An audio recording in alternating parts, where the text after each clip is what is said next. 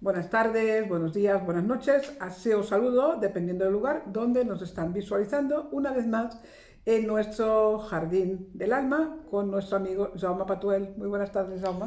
Muy buenas tardes y saludos a todos los que nos escuchan con buen tiempo o el que haga. El que haga. Bueno, como siempre me sorprende y él es el culpable de que hoy ustedes no van a entender mucho de entrada, aunque él después lo va a ir arreglando y lo va explicando para que lo comprendamos. Pero como nos ha puesto una palabra interesante, que yo no la tenía en mi diccionario, él se lee otro diccionario, y lo que sí, yo os voy a hacer un juego de palabras que él lo pone por entrada. ¿Qué harían ustedes con unas alpargatas, un helicóptero, una avioneta, un avión, una nave o un submarino? Veremos el refrito en qué acabará, pero la palabra en cuestión es panóptica, ¿sí? Exacto. Venga, desenglobe esta palabra, vamos a ir por partes y qué explica la palabra. A ver, el artículo es el que sale cada mes en la revista Valors y hace tiempo que yo tenía un artículo alpargatas, helicóptero, avioneta, avión, la Concorde y el satélite, la nave espacial o el submarino. ¿Qué quiere decir con esto? Y el metro cuadrado. Y el metro cuadrado, gracias. ¿Qué quiere decir con esto? Cada uno debe tener una visión de la totalidad. Y para tener esta visión de la totalidad, la palabra que encontré es la palabra panóptica. Panóptica. ¿Qué significa? Pan es palabra griega que significa todo, panteísmo. Óptica de opsis, la óptica de ver, y la terminación tica, la que es relativo a todo. Por tanto, panóptica es una visión de totalidad. Bien. Ahora, esta visión de totalidad, ¿desde dónde la vemos? Ahí, Es decir, dependiendo. nuestro ego en su metro cuadrado, que no hay que olvidarlo, que es ahí donde vivimos, existimos, pensamos, sentimos, nuestra vista o nuestro pensamiento, ¿cuál es el horizonte que tiene? Desde las alpargatas, es decir, yo pongo los pies al suelo, pero veo que tengo 1 metro, Exacto, me limito. me limito. Exacto. O bien Elevo la vista. elevo la vista y puede ser una avioneta que tiene una visión rápida, pero más elevada, y ve cosas, pero no concreta, debe aterrizar. Porque le pasa deprisa, ¿no? Exacto. Bien. O bien el helicóptero, que está bien, tiene una visión concreta, sube y hace como la avioneta, pero baja. Entonces, su Se visión puede acercar más o menos. me acerco más o menos. Bien. Ahora, si yo quiero tener una visión mucho más amplia, me subo en un avión. Claro, la visión que tengo es amplísima. Sí, bueno, pero Pero, si sobrevuelo las nubes, todos son nubes. pero sabemos que hay una realidad. Debajo. O bien ir a una nave espacial. La visión, por lo que nos dicen los técnicos, la visión es magnífica desde el mundo. Hay unos cuantos vídeos que parten de la hoja y la van disminuyendo hasta llegar al fondo de lo que es la hoja. O bien ir al universo. Muy bien. Esta visión hay que saber que existe. O bien, para acabar toda la comparación, yo puedo hacer, o bien desde el submarino, que va A profundidad. a las profundidades y ve otro mundo. Por tanto, nosotros, desde que interiormente estamos viendo la totalidad. ¿Cuál es nuestra visión panóptica de la totalidad? ¿De dónde podemos vivir la vida? ¿Desde dónde la queremos vivir? Exacto. Claro, entonces cada uno debe saber dónde se pone. Con los pies al suelo, ¿cuál es este horizonte que yo miro? ¿Hasta dónde llega mi vista? Porque esto es importante porque es la fuerza que el horizonte que es lejano atrae. Cuanto más lejano, más fuerte, más energía. Pero dándose cuenta que esta energía que el horizonte último atrae porque este horizonte está también en mi interior. Por tanto, este horizonte exterior cuya fuerza me atrae, conecta con este horizonte interior que me empuja ante esta atracción. Es decir, el ego, los que me escuchan o los que hablamos, este ego, esta capacidad, debe saber que es mínima, pero que empuja, catapulta, lanza a una profundidad interior o una visión exterior. Por tanto, ¿desde dónde miramos? Muy restringidos con los zapatos, o sea, mis pies, ¿dónde los pongo? ¿Con zapatos o con alpargatas? Voy en un helicóptero, voy en un avión, voy en un Concorde o me subo yo a un satélite. O me gusta ir a un submarino de profundidad, como hace poco se ha estrenado. O otear la vida desde una torre de vigía. Exacto. Por tanto, la panóptica, gracias por el detalle que está en el artículo, es la torre de vigía que está en las cárceles de Estados Unidos. Aquí yo no lo sé. Yo por donde lo he leído. Y de esa torre de vigía controlan el exterior y el interior. De aquí la palabra panóptica. En el interior tenemos las cámaras y en el exterior tenemos la visión lejana. Y esto es preciso. ¿Por qué es preciso? Porque la situación actual mundial, por lo que vemos en la prensa, con problemas de climatología, con problemas financieros, con problemas nuevos de salud, con otros problemas, y no digamos los geopolíticos. ¿Quién manda en el mundo? Hasta ahora sabíamos que la Pax americana era dada por Estados Unidos, Sí.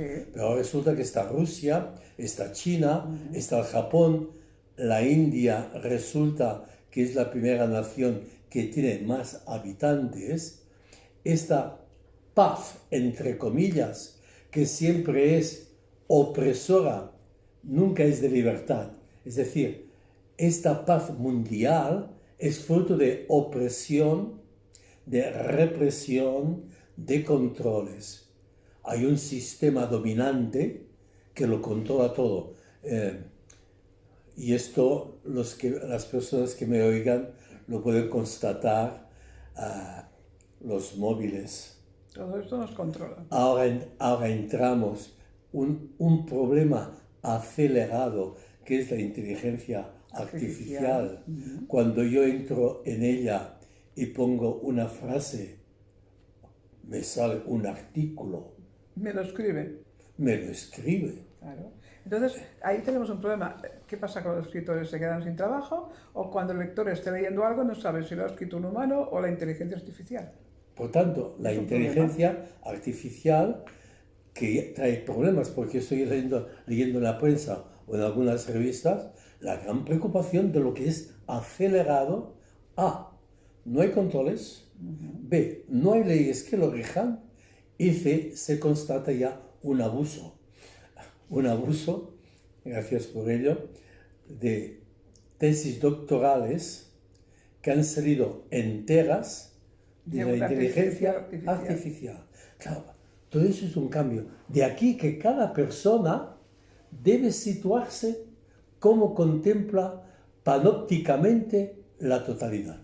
Sí. De aquí viene el artículo. ¿Y qué quiere hacer con ella? ¿Y qué quiere hacer con ella? Claro. Ciertamente que al hablar así, que hemos ido desmenuzando qué significa panóptica, es que el ego, motivado por aspectos que puede conocer y están escondidos, y otros están escondidos y no lo sabe, que empujan a actuar, debemos situarnos. Porque ante esto que no podemos cambiar, porque es así, y ese es el principio de realidad, ¿cómo nos situamos? Entonces, yo oriento con 3 palabras: serenidad, valor y sabiduría. Es decir, serenidad ante aquello que sé constato que no puedo cambiar. El sistema Aceptación. el sistema de dominación no lo voy a cambiar. No. Y esto lo sé. Ahora, valor para aquellas cosas que yo puedo cambiar. Puedo hacer, yo tengo que vivir en el sistema, pero no voy a vivir todo desde el sistema. ¿Cuántas personas, el mínimo en la banca, para entendernos, en lo mínimo, otros ni en la banca, pero se sitúan para ser lo más libre posible? Hay que tener valor para situarse. Es contracorriente. Correcto.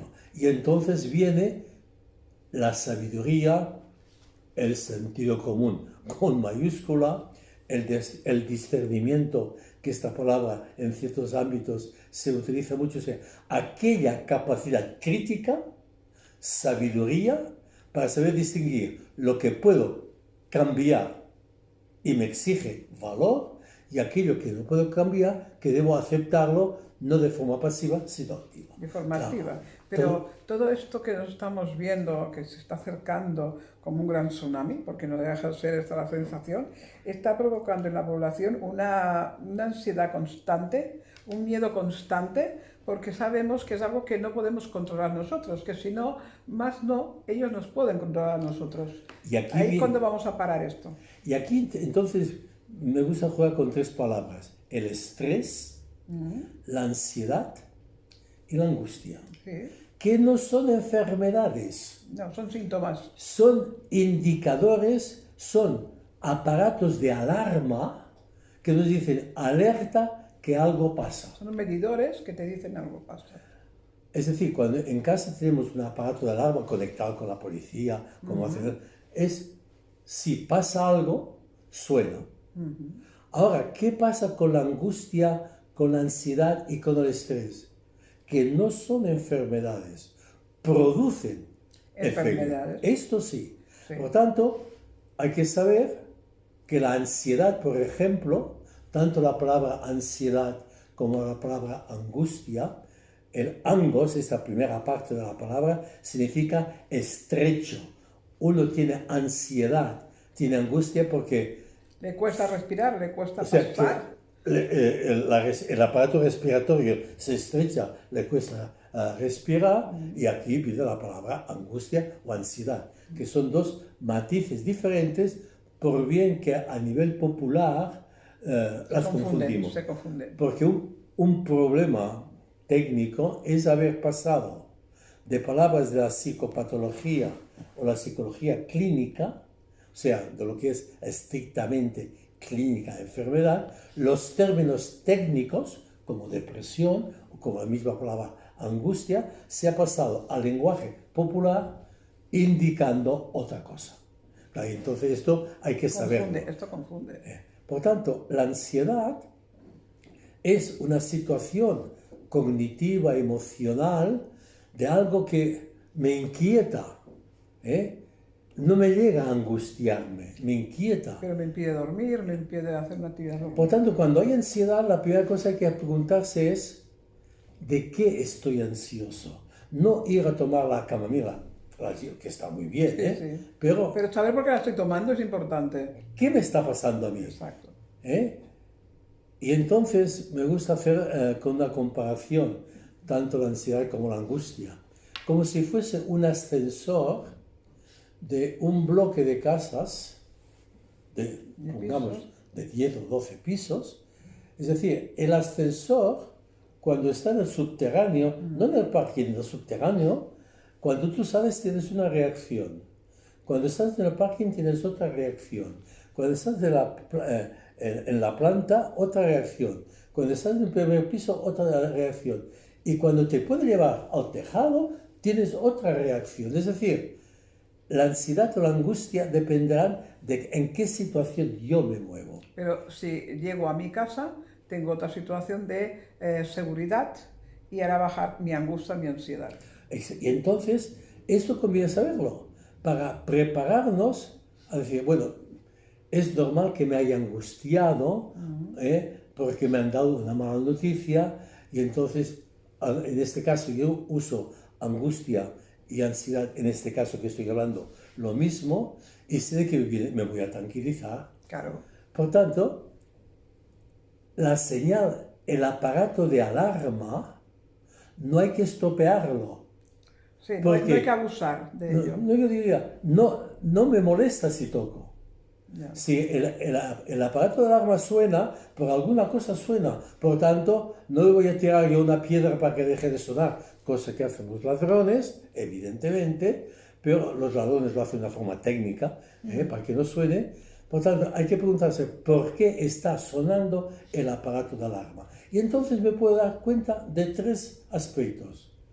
Realmente que hay algo real, objetivo, que alguien ha entrado a casa y yo no me doy cuenta, o que el viento ¿Ha movido algo? ha movido algo.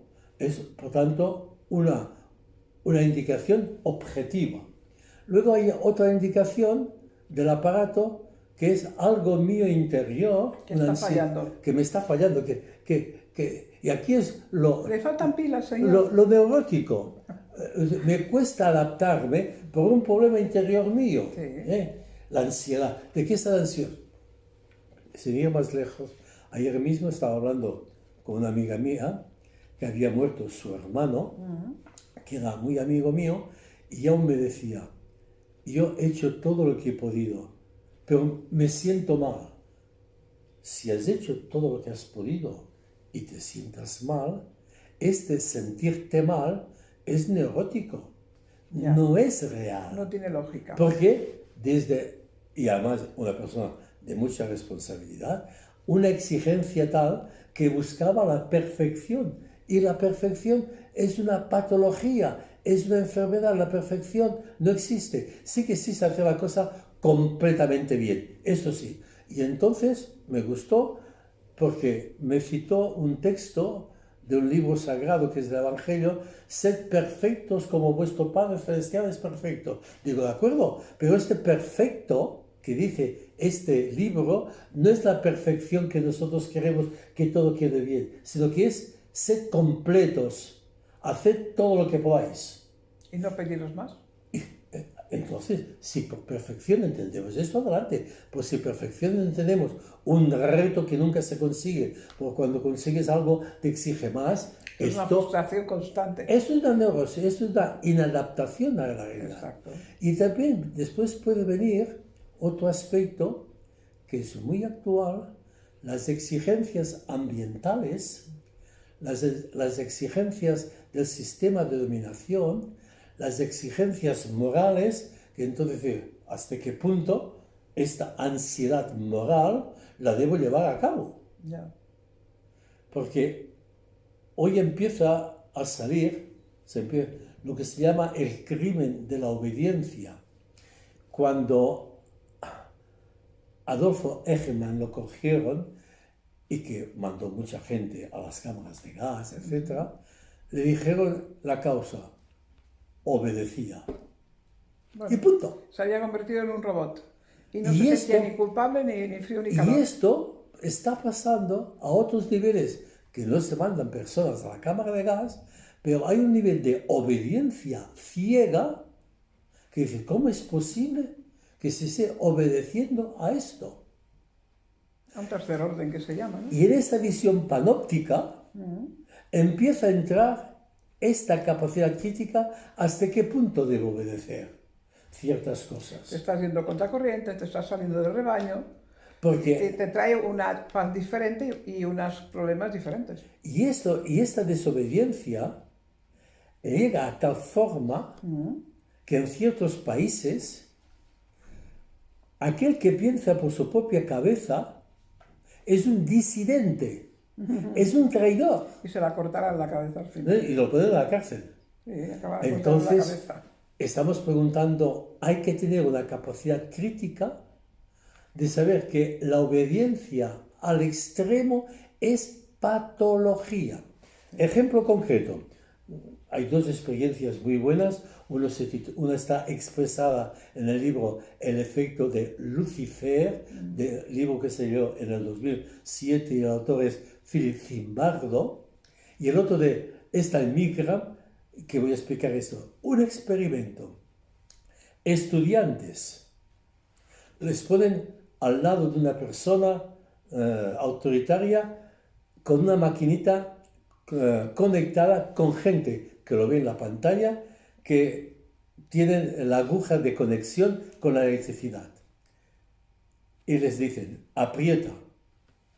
Y da un choque eléctrico. Y el otro se mueve. Y a más órdenes, el que aplicaba el contacto iba y obedecía a pesar de ver padecer a la otra persona, que daba sensación de padecer. Era una prueba. 2/3 partes llegaron hasta el final. Les importaba poco si aquella persona que estaban electrocutando, por ejemplo, les hacía daño o no. 1/3 parte se rebeló y no continuó. Esto y un ejemplo fuerte. Y el otro ejemplo de Zimbardo es en la cárcel, es muy largo, un ejemplo, una experiencia que no se pudo llegar hasta el final porque se hacía daño objetivamente. Cuando uno va vestido con un cierto uniforme, pierde conciencia de su ego, se identifica con el uniforme y hace daño al otro. Esto fue una experiencia en una cárcel, y el que hizo la experiencia se convirtió en un gran abogado de la defensa de los derechos de los que estaban en la cárcel, tanto de los reclusos como de aquellos que hacían daño. Claro. Porque el sistema los obligaba. Empuja, y si uno no tiene un ego fuerte, este famoso ego fuerte, se deja empujar por la orden irracional y que no puede hacer nada. Todo esto hay que tenerlo en cuenta para que cuando hay ansiedad, angustia, estrés, este aparato de señal de alarma que todos tenemos biológicamente y psicológicamente, biopsicológicamente, es para que nos ayude a adaptarnos a la realidad exterior y a la realidad interior. Correcto. No es ninguna enfermedad. Ahora bien, tengo otro caso, no de una consulta que se me ha hecho ahora, ya que estoy jubilado, sino de hace años, una persona que tenía ataques de ansiedad no fuertes, siempre los relacionaba con el diazepam. Y me preguntaba, y me doy cuenta que no debo tomarlo. Era consciente de que no. Hasta que fuimos indagando la causa de esta ansiedad. Y tengo otro paciente de hace años que me decía, yo no quiero tomar ningún psicofármaco. No los tomó y se salió de la situación patológica esquizoide. Claro. Por tanto, todo esto nos pide tener una visión de mi vida. Y una voluntad para conseguir un reto. Por tanto, si mi visión, si panóptica, la hago desde poniéndome solamente alpargatas, tendré una visión corta. Muy corta. Si cojo una avioneta, tendré una visión más larga. Si cojo un helicóptero, podré actuar ahora y verlo. Sí, en otras palabras, ¿cuál es la visión de mi existencia? Exacto. ¿Desde qué punto quiero mirar mi vida?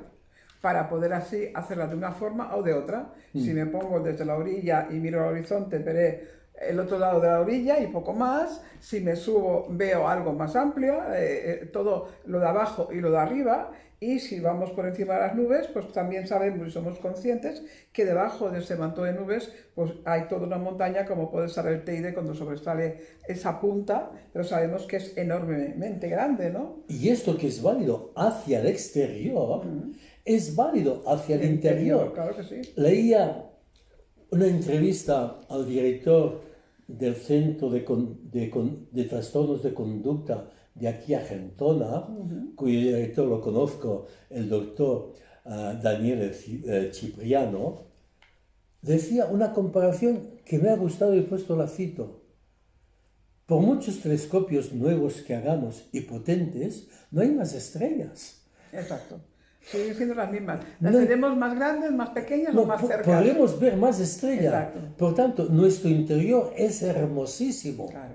Por tanto, hay que buscar cosas y ¿cómo es que me pasa esto?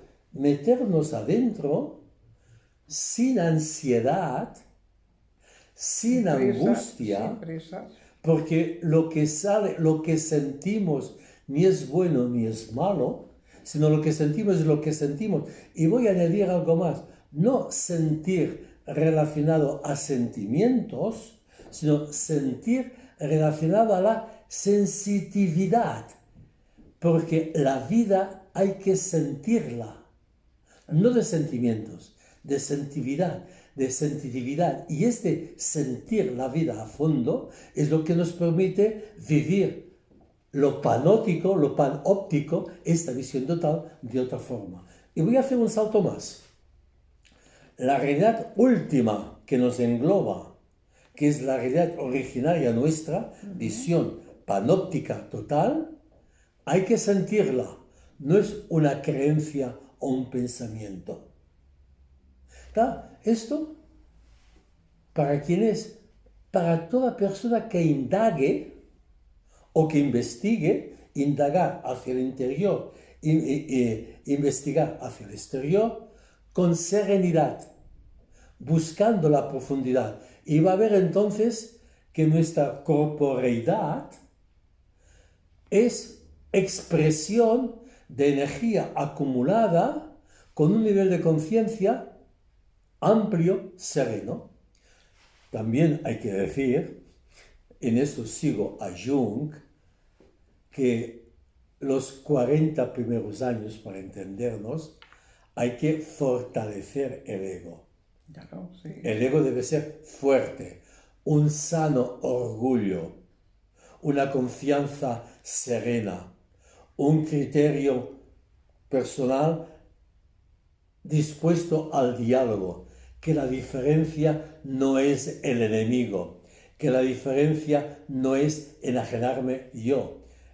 Este ego fuerte puede entonces enfrentarse con otras visiones más profundas. Pero los 40 primeros años, aprender a trabajar, a educarlos, a ser padre de familia, a situarse en la situación de la vida. Esto es lo que nos pertenece las primeras décadas de la existencia.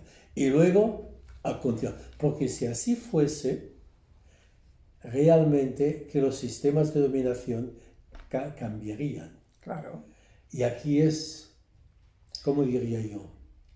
Que la sabiduría es ir más allá de lo económico, del mundo de las finanzas. Es decir, estar por encima de todo eso, aunque son necesarias, pero saber hasta dónde las necesitas. Es decir, en el libro eso de Evangelion, de la Buena Nueva, que es el Evangelio en el mundo de cristiandad, en el mundo oriental tenemos el Bhagavad Gita, tenemos el budismo, tenemos el taoísmo.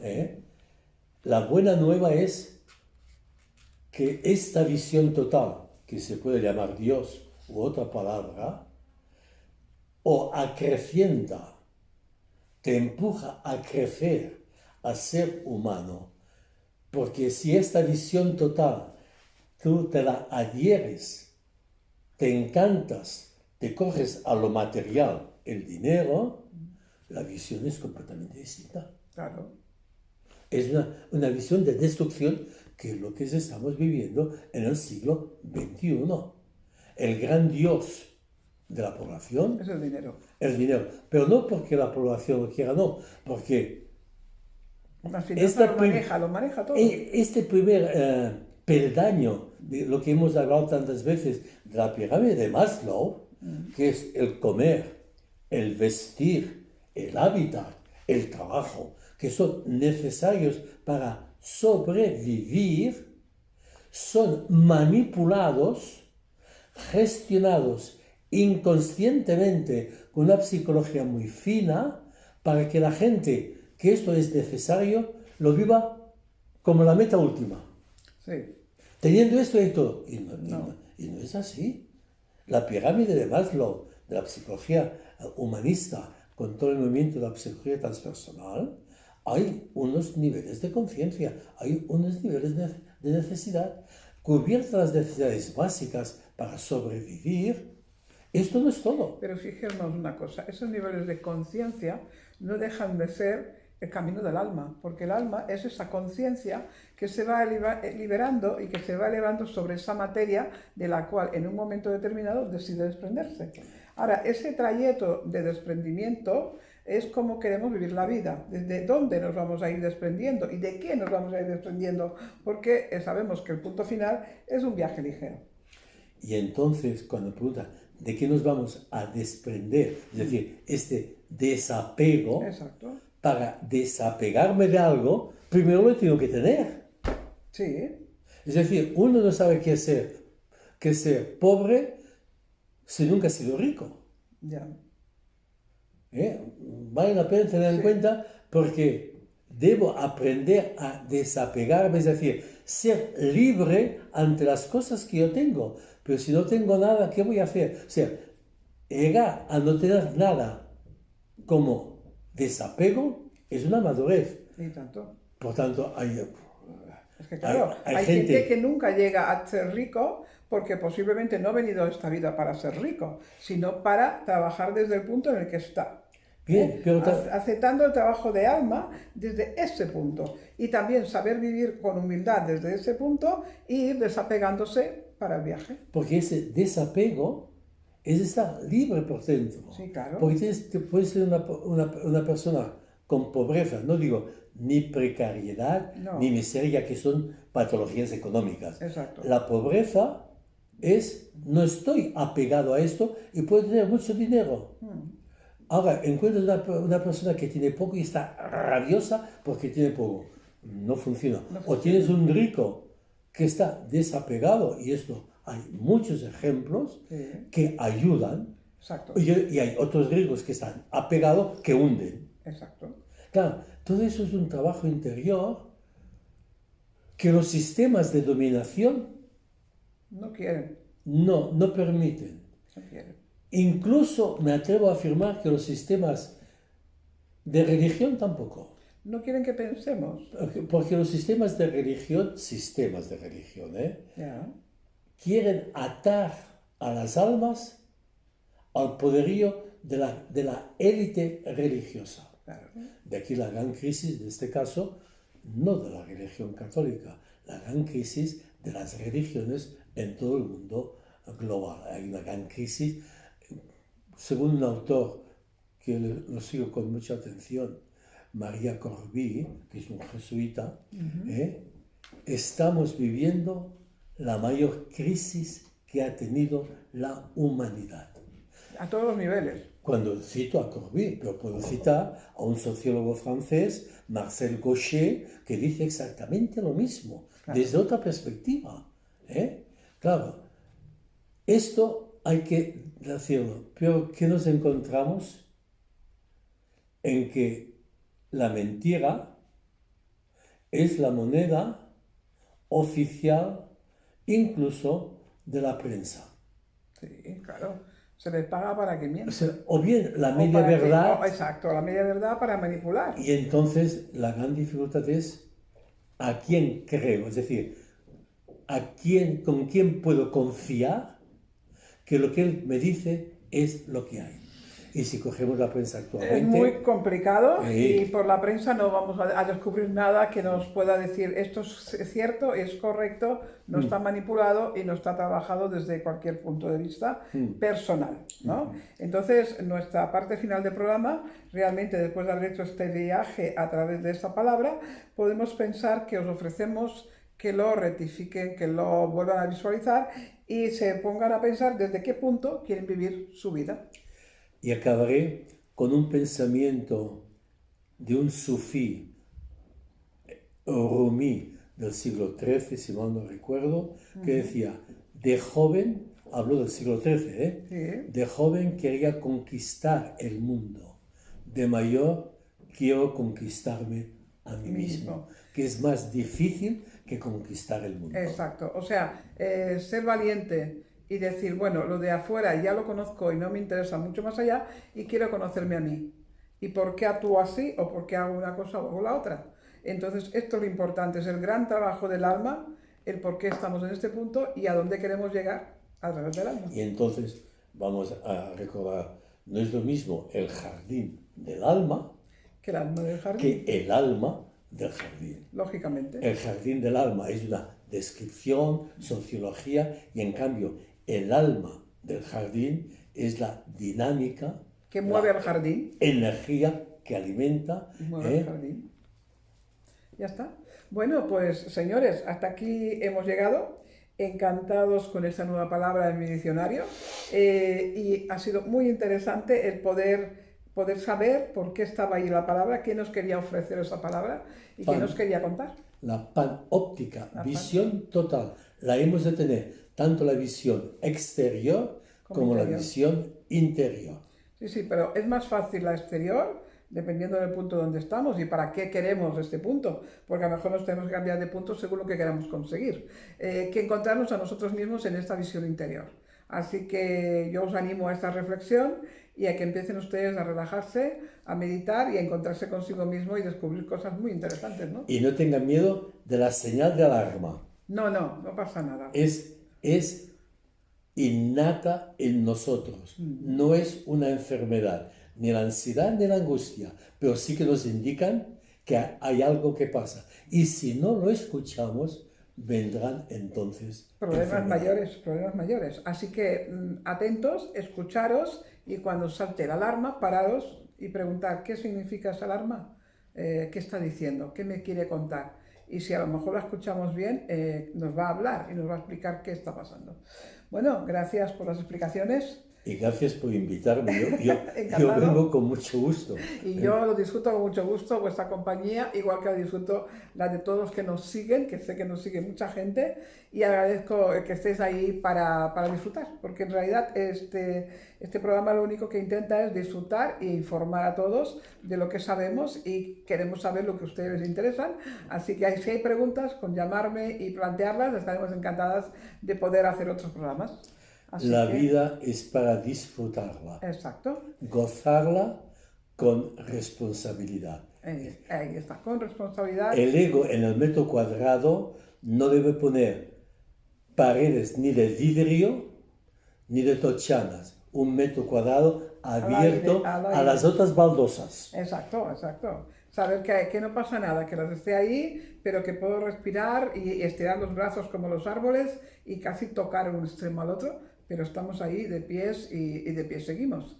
Así que gracias por estar, gracias por acompañarnos y hasta la próxima semana. Aquí os esperamos. Gracias.